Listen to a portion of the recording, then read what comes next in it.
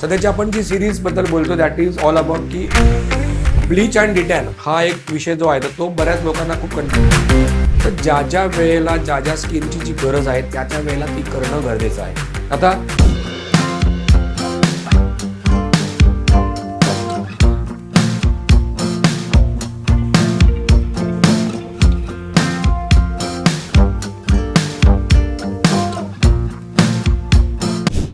Hello guys, welcome back to my channel. मी Amit Vaidya, director of fashion salon spa and makeup studio, director of fashion international college.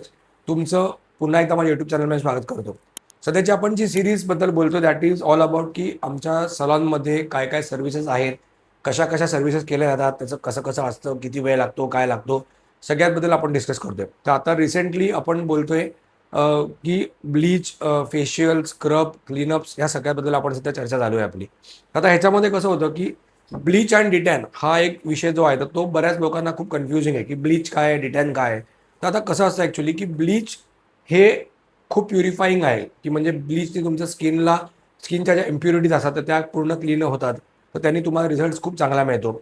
De-tan हे तुमचा tan clear करतं, तर त्यामुळे de-tan हे थोडंसं सुपरफिशियल लेअरवरती काम करतं आणि ब्लीच हे थोडंसं स्किनच्या पोर्समध्ये जाऊन जे काही डर्ट स्किनच्या पोर्समध्ये बसलेली आहे तर ती क्लीन करतं. तर त्याच्यामुळे दोन्ही ह्या वेगवेगळ्या गोष्टी आहेत. म्हणजे आपण दोघांनाही ऑप्शन म्हणून वापरू नाही शकत की अरे ब्लीच नको, मला रिटर्न करा.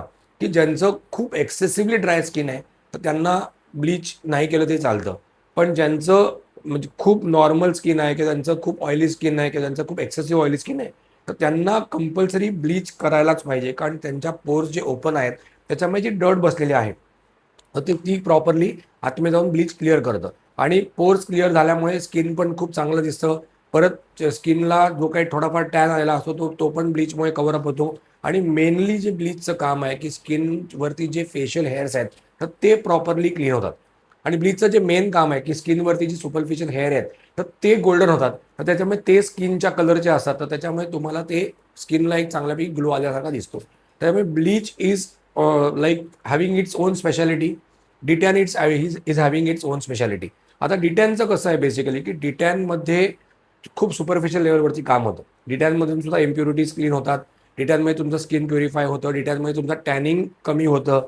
पण डिटॅन हे स्किनच्या फारसं आतमध्ये जात नाही. डिटॅन हे वरच्यावर राहतं आणि डिटॅन मेनली तुमच्या स्किनला जो टॅन आलेला आहे तर तो थोडाफार प्रमाणामध्ये किंवा सुपरफिशियली कमी करतं. त्यामुळे डिटॅनचं एक स्पेशालिटी वेगळी आहे, ब्लीचची एक स्पेशालिटी वेगळी आहे. त्यामुळे बऱ्याच लोकांना असं जनरली कन्फ्युजन होतं की अरे मी ब्लीच करू का डिटॅन करू, किंवा बऱ्याच ठिकाणी सांगितलं जातं की नाही नाही मॅडम तुम्ही ब्लीच करू नका, डिटॅनच करा, किंवा सर तुम्ही ब्लीच रिटर्न करू नका, तुम्ही ब्लीच करा.